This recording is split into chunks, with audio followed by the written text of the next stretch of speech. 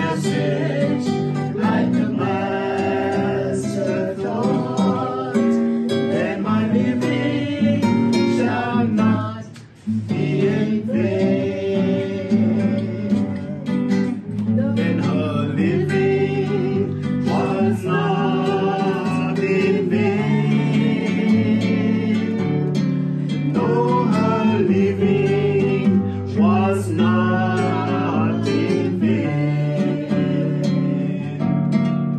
She has done her duty as a Christian. Yes, her living was not in vain.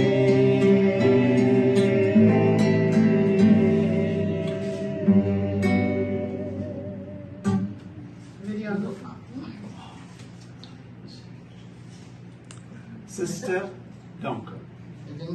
What a name. Sister Duncan. What a name that we could never forget. Presently, I cannot remember her by any other name, her real name or whatever name it was, but we know her Sister Duncan. And she was a legend in this way. Love beyond words. Love par excellence. So I'll explain. Sister Duncan opened her home to the brethren of Duncan Church. And I remember as young children growing up, we had like our first banquet there. I also remember that her husband was very supportive in her showing the brethren compassion, care, and love. And Sister Duncan had a passion for the young people. You know, some of us, we would do kindness part of the journey, but that was her lifestyle. And she was, I remember her being a effervescent member of the church. She was just bubbling with energy. You could go to Sister Duncan with any of your challenges and you were guaranteed getting good, sound biblical advice and motherly advice at that.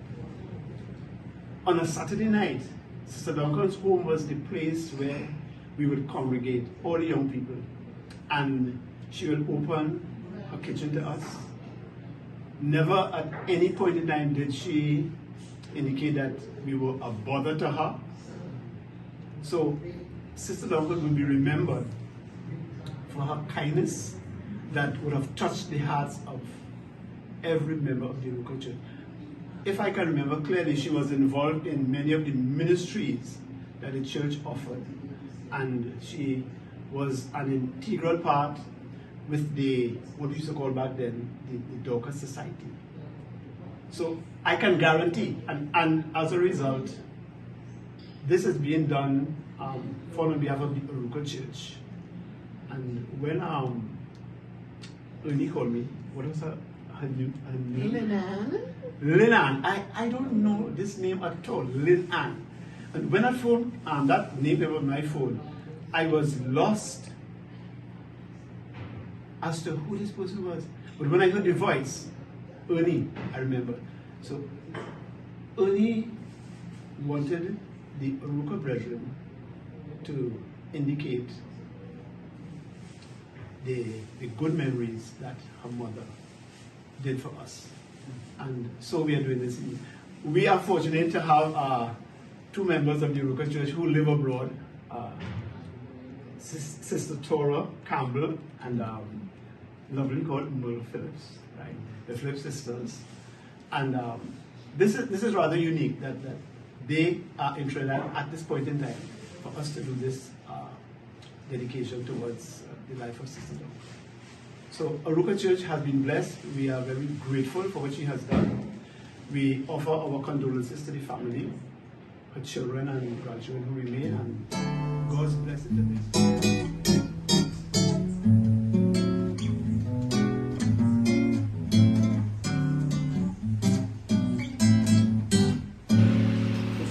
Pleasant afternoon. We are here to pay tribute and give thanks to God for allowing us to know a lady by the name of Sister Duncan, who would have passed some days ago. I could recall Sister Duncan as being one of the mothers in the Aruka Adventist Church who always was looking out for the young people. I could gladly say that she was the sponsor of the junior choir. Wherever we had to go, she was always willing to assist. She even, the first banquet that I would have ever went to as a young Adventist boy is at Sister Duncan's home. You know, she opened her lavish property to all the boys and girls of the junior choir. And that is something I always remember. A loving, kind attitude towards young people. May she rest in peace until that appointed day. I believe my wife would want to say something on her behalf. And for me, I did not get the experience that my husband received. However, I was there for probably a couple of years before my family and myself migrated to the United States. However, I do remember that one banquet, and that was the first banquet that we went to as children. And I remember going to their house and Bill playing, and she always opened her doors for all of us. We could come whenever we wanted to. So I want to give tribute to her in that respect. Also give my condolences to Ernie and Karen and Owen for the loss of their mothers. Nothing like losing a parent, but I'm sure she had a wonderful life, and we want to say we were very happy to meet her.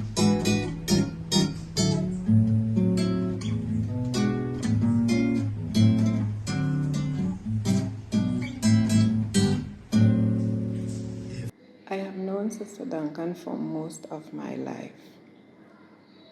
I remember as a child going at Sister Duncan's house in Piaco for the summer vacation from church on a Sabbath, and she would have me stay at her house as long as she wanted me to. I remember being there every morning. We had to wake up for worship. And during worship, each of us had to pray. She used to refer to me as her adopted daughter. Sometimes when the other kids, they get into mischief, I usually would know of the mischief, but I never carried any news on them. And whenever she found out, she would call me and say to me, "I told you when sinners entice thee, consent thou not. Dare to be a Daniel and stand alone."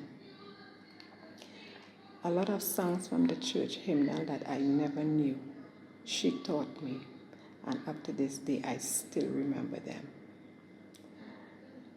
She will be greatly missed, and she has given us 98 years of her life. But even though we are sad to see her go, we have a hope, and that hope is when Christ returns, once we are faithful, we will see her again. May she rest in peace.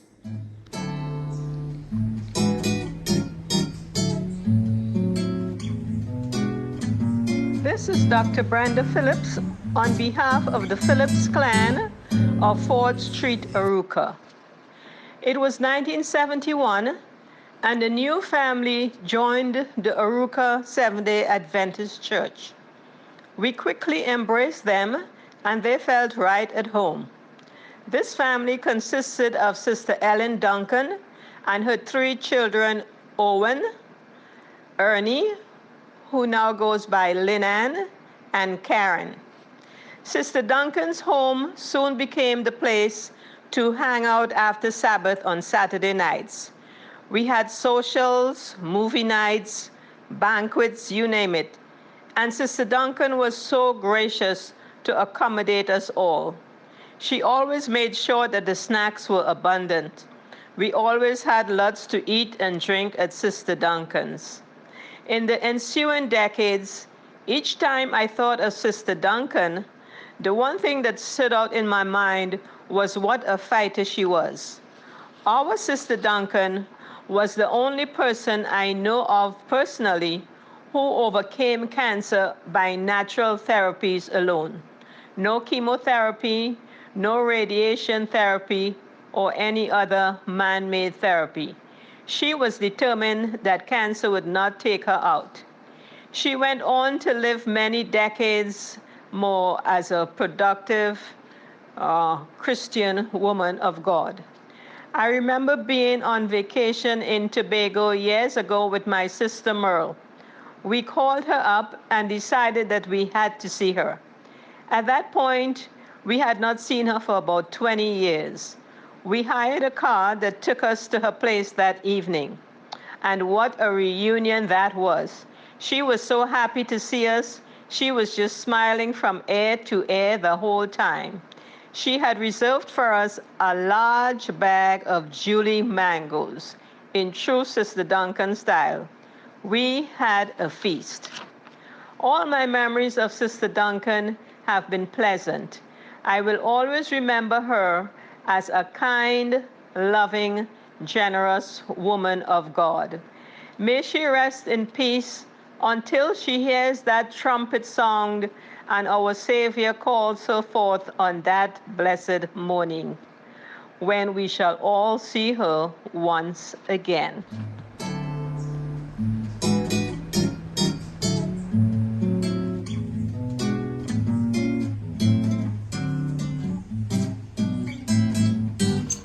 Good afternoon. I would like to thank everyone for coming out to celebrate the life of my grandmother, Ellen Titus Duncan. My grandmother played a very special role in my life and my upbringing. Her religious upbringing and her old-fashioned love made me into this person that I'm truly proud of today. My grandmother was a praying soul. Her prayers protected me from so many harms and danger. I don't know what my life would have been like if it wasn't for her prayers. She also had the pleasure of meeting her two great-grand, which is my two kids, which also grew to love her. She would truly be missed. She lived a productive, fruitful, and ambitious life. I know she would truly make it into heaven because she lived a life that was pleasing in God's sight. Continue to sleep in sweet, perfect peace. I'll miss you, Grandma.